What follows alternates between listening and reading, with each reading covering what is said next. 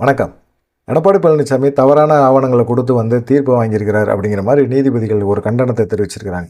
2022 எடப்பாடி பழனிசாமி பொதுக்குழுவில் பொதுச் செயலாளராக தேர்வு பண்ணுறார். அதுக்கு முன்னாடி 2017 பார்த்தீங்கன்னா சூரியமூர்த்தி, திண்டுக்கலை சேர்ந்த வழக்கறிஞர் சூரியமூர்த்தி ஒரு வழக்கு தொடுக்கிறார். அதிமுக பொதுச் செயலாளர் அப்படிங்கிற ஒரு விஷயமே தொண்டர்கள் மூலமாக தேர்ந்தெடுக்கப்படணும், தனிப்பட்ட முறையில் ஒரு பொதுக்குழுவோ மற்ற நபர்களோ வச்சு தேர்ந்தெடுக்க முடியாது அப்படிங்கிறது தான் ஒரு விதி. அதிமுகவோட சட்டத்திட்ட விதிகளில் மெயினான விதி, தொண்டர்களுக்கான ஒரு முக்கியத்துவம் கொடுக்கக்கூடிய ஒரு விதியும் கூட. தொண்டர்கள் கண்டிப்பாக மதிக்கப்படணும். எடப்பாடி பழனிசாமி பொதுச்செயலாளர் தேர்வு செய்யப்பட்ட முறை தப்பு அப்படிங்கிறது ஏற்கனவே அவர் வழக்கு போட்டிருக்கார். அவர் சசிகலா பொதுச்செயலாளர் தேர்வு பண்ணப்பட்ட பொருளிலேருந்தே வழக்கு போட்டிருக்காரு. இந்த மாதிரி சூழ்நிலையில் இவர் எடப்பாடி பழனிசாமி இந்த உரிமையியல் நீதிமன்றத்தில் இந்த வழக்கு நடந்துகிட்டு இருந்தது. கடந்த ஒரு 3 நாளைக்கு முன்னாடி இது என்ன செஞ்சாங்க, ஒரு தீர்ப்பை கொடுத்தாங்க. எடப்பாடி பழனிசாமி தரப்பில் என்ன சொன்னாங்க அப்படின்னா, சூரியமூர்த்திக்கு அதிமுகவுக்கும் எந்த சம்மந்தமும் கிடையாது, அவர் அடிப்படை உறுப்பினரும் கிடையாது, அவருக்கு இந்த வழக்கு தொடுக்கிறதுக்கு எந்த விதமான முகாந்திரமும் கிடையாது அப்படிங்கிற மாதிரி எடப்பாடி பழனிசாமி தரப்பு வழக்கறிஞர்கள் சொன்னாங்க. அவர் சூரியமூர்த்தி வழக்கறிஞர் என்ன சொன்னார் அப்படின்னா, அவர் ஜெயலலிதா மக்கள் தொண்டர்கள் தேர்ந்தெடுக்கப்பட்ட ஒரு பொதுச்செயலாளர், அவங்க கொடுத்த உறுப்பினர்கிட்ட எனக்கு கடைசி அவங்க இருந்த வரைக்கும் 2017 வரைக்கும் என்கிட்ட அந்த உறுப்பினர் கார்டு இருக்குது. அதுக்கப்புறமா ஒருங்கிணைப்பாளர் தேர்ந்தெடுக்கப்பட்டாங்க. அவங்க உறுப்பினர் கார்டு கொடுக்கறதுக்கான அதிகாரம் அவங்களுக்கு கிடையாது. ரெண்டாவது பார்த்தீங்கன்னா, இப்போ பொதுக்குழுவால் எடப்பாடி பழனிசாமி தேர்வு செய்யப்பட்டு அவர் உறுப்பினர்கிட்ட கொடுத்தாரு. அவர் தேர்வு செய்யப்பட்ட முறை தப்பு, அதனால் அவர் பொதுச் செயலாளரே கிடையாது, அவர் கொடுக்குற உறுப்பினர் அட்டையும் செல்லாது, அதனால நான் அவர்கிட்ட உறுப்பினர் கார்டு வாங்கலை அப்படிங்கிறத திடமாக சொன்னார்.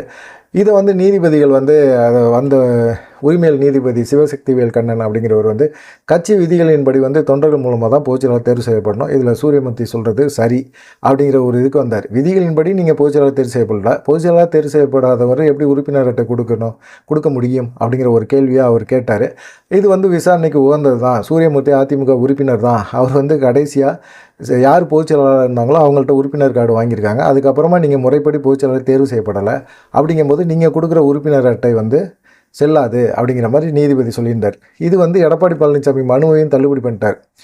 சிவசக்திவேல் கண்ணன் அப்படிங்கிற நீதிபதி பண்ணிட்டார். பண்ண பிறகு அப்புறமா என்ன நடந்துச்சு அப்படின்னா, எடப்பாடி பழனிசாமிக்கு உடனே டென்ஷன் ஆகிடும்ல, டக்குன்னு என்ன செஞ்சார், அவர் மேல்முறையீடு போயிட்டார். இது சூரியமூர்த்திக்கு தெரியாமல் இருக்குமா? சூரியமூர்த்தி என்ன செஞ்சார், நீங்கள் மேல்முறையீடுக்கு போகிறீங்களா, நான் கேவிட் மனு போகிறேன், என்னை கேட்காம நீங்கள் எந்த விதமான ஒரு தீர்ப்பும் கொடுக்கக்கூடாது அப்படின்னு சொல்லிட்டு ஒரு 13 பேருக்கு கேவிட் மனு கொடுக்குறாரு.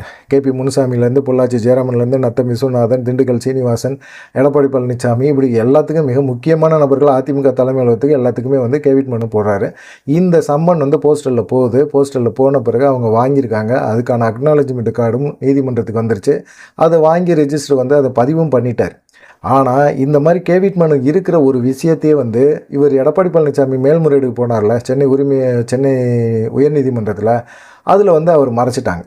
கேவிட் மனு கொடுத்துருக்கிற ஒரு விஷயத்தையே இவங்க மறைச்சி இவங்க என்ன செஞ்சிட்டாங்க, நீதிபதிகிட்ட இது மாதிரி சூரியமூர்த்திக்கும் அதிமுகவுக்கும் எந்த சம்மந்தம் இல்லை, உரிமையியல் நீதிமன்றத்தில் என்ன சொன்னாங்களோ அதே தான் சொல்லியிருக்கிறாங்க.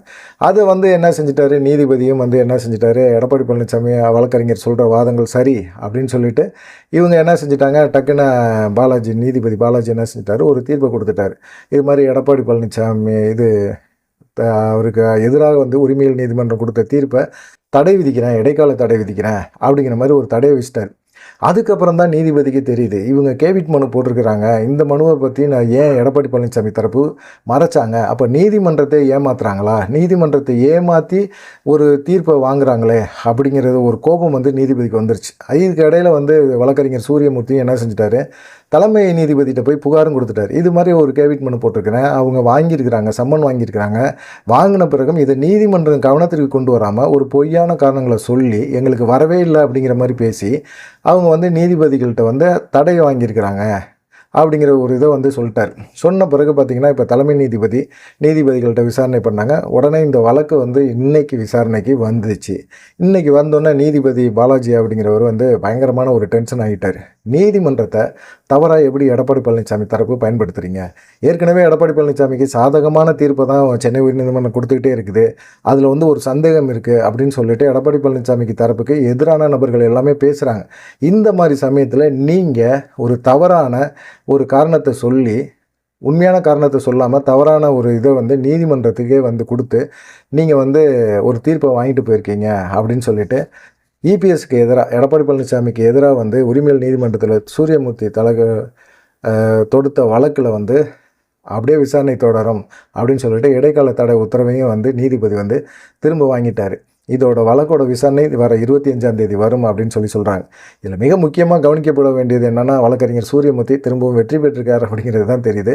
எடப்பாடி பழனிசாமி தரப்பு வந்து நீதிமன்றங்களை ஏமாத்துறாங்க, நிறைய விஷயங்களில் வந்து நீதிமன்றங்கள் ஏமாத்துறாங்க. ஏற்கனவே சென்னை உயர்நீதிமன்றம் எடப்பாடி பழனிசாமிக்கு சாதகமாக தான் செயல்படுது அப்படிங்கிற ஒரு குற்றச்சாட்டை எல்லாருமே வச்சுக்கிட்டு இருக்க சூழ்நிலையில் இவங்க இப்படி அவருடைய வழக்கறிஞர்கள் உண்மைக்கு புறம்பாக காரணங்களை எல்லாமே மறைச்சிட்டு இவங்க ஒரு தடை வாங்கியிருக்க இந்த இது வந்து எடப்பாடி பழனிசாமிக்கு ஒரு கெட்ட பேரை ஏற்படுத்தியிருக்கு அப்படிங்கிற மாதிரி சொல்கிறாங்க. இதில் நீதிபதி அதிக அளவில் மன உளைச்சலுக்கு ஆகிட்டார். இவர் வந்து கண்டிப்பாக வந்து இந்த வழக்கு 25ஆம் தேதிக்கு விசாரணைக்கு வருது. திரும்பவும் விசாரணையில் வந்து எடப்பாடி பழனிசாமி தரப்பு எதையாவது சொல்லுவாங்க. ஏற்கனவே ஏமாற்றிருக்கிறாரு நீதிபதிகளை. அதனால் வந்து எடப்பாடி பழனிசாமி மேலே பயங்கரமான ஒரு டென்ஷனில் இருப்பாங்க. கொஞ்சம் கூர்ந்து கவனிப்பாங்க. ஏன்னா ஒரு நீதிபதியும் வந்து கேவிட் மனு போட்டிருக்காங்களா அப்படிங்கிற ஒரு விஷயத்தை வந்து எப்படி கவனிக்காமல் போனாங்க அப்படிங்கிற ஒரு கேள்வி தான் அவங்கள்ட்டுமே இருந்துக்கிட்டே இருக்குது. பார்க்கலாம் என்ன நடக்கும் அப்படின்னு சொல்லிட்டு. ஏன்னா எடப்பாடி பழனிசாமி இப்படி தான் தீர்ப்பு வாங்கிட்டு இருக்காரு அப்படிங்கிற மாதிரி இருக்குது. இவர் வந்து பாஜகவை நம்பிட்டு இருக்கார். பாஜக எப்படியாவது நமக்கு சப்போர்ட் பண்ணி நமக்கு இது பண்ணுவாங்கன்னு சொல்லிட்டு இவர் வந்து இப்போ பாஜகவுக்கு எதிராகவும் பேசிகிட்டு இருக்கார். பிரச்சாரங்கள்லாம் பாஜகவுக்கு எதிராக பேசுகிறாரு. பாஜகவுக்கு தேசிய ஜனநாயக கூட்டணி அதிமுக தலைமையில் தான் இருக்குது, நான் எடுக்கிறது தான் முடிவு, நான் தான் யாருக்குள்ளே கூட்டணி வைக்கிறேன்னு சொல்லுவேன் அப்படிங்கிற மாதிரியெல்லாம் பேசிகிட்டு இருக்கிறார். இந்த மாதிரி சூழ்நிலையில் பாஜக எப்படி இப்போ எடப்பாடி பழனிசாமியை ஆதரிப்பாங்க? ஆதரிக்க மாட்டாங்கள்ல. ஒருவேளை பாஜக ஆதரித்தா கூட இவருக்கு வந்து தேர்தல் ஆணையத்தில் ஒரு கிடுக்குப்பிடி வரும். இப்போ இந்த தீர்ப்பிலே வந்து இவர் மாற்றி சொல்லியிருக்கிறாரு.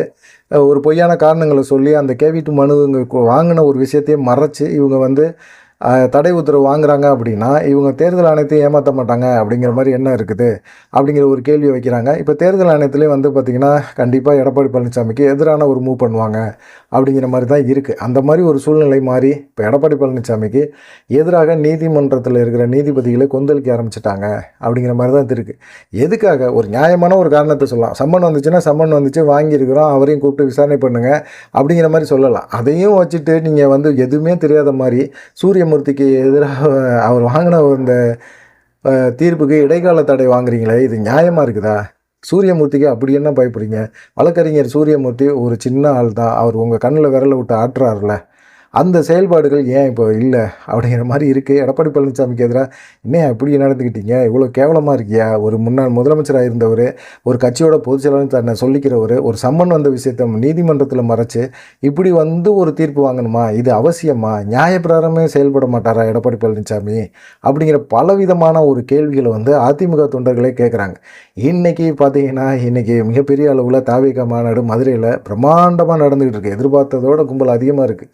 100 டிகிரி ஃபாரன்ஹீட்டுன்னு இருக்குது. நிறைய பேர் மயங்கி விழுவுறானுங்க. குடும்பத்தோட சின்ன குழந்தைங்களாம் தூக்கிட்டு வராதிங்க, வயதானவங்களாம் வராதிங்க அப்படின்னு சொல்லி விஜய் வேறு சொல்லிட்டார். சொன்ன பிறகும் பார்த்திங்கன்னா ஏகப்பட்ட கும்பல் இருக்குது. 100 டிகிரிக்கு மேலே ஃபாரன்ஹீட்டாங்க. அடித்து வெயில் தாங்க முடியல. நிறைய பேர் மயக்கப்பட்டு விழுறானுங்க. இருந்தாலும் நான் எங்கள் தலைவனை பார்ப்பேன் அப்படின்னு சொல்கிறாங்க. இளைஞர் பட்டாளம் அதிகமாக இருக்குது, பெண்கள் கும்பல் அதிகமாக இருக்குது. இதெல்லாம் பார்க்கும்போது இது ஒரு சைடு வந்து மக்களை வந்து ரொம்ப சுலபமாக வந்து விஜய் கவர்ந்துட்டு போயிட்டுருக்கிறாரு. இந்த சைடு எடப்பாடி பழனிசாமி நீதிமன்றங்களை ஏமாற்றிக்கிட்டு இது மாதிரி தீர்ப்பு வாங்கிட்டு இருக்காரு அப்படிங்கிற மாதிரி ஒரு கம்பேரிசனில் வந்து பேச ஆரம்பிச்சிட்ருக்காங்க. நீங்கள் என்ன நினைக்கிறீங்க அப்படிங்கிற ஒரு விஷயத்தை மறக்காமல் கமெண்ட் பண்ணுங்கள். ஏன்னா எடப்பாடி பழனிசாமியோட இந்த செயல்பாடுகள் இன்றைக்கி நீதிமன்றங்களில் விமர்சனம் ஆகிருக்குது. அதனால தான் வந்து இந்த வீடியோ போட வேண்டியிருக்கு. நீங்கள் என்ன நினைக்கிறீங்க அப்படிங்கிறத மறக்காமல் கமெண்ட் பண்ணுங்கள். நன்றி, வணக்கம்.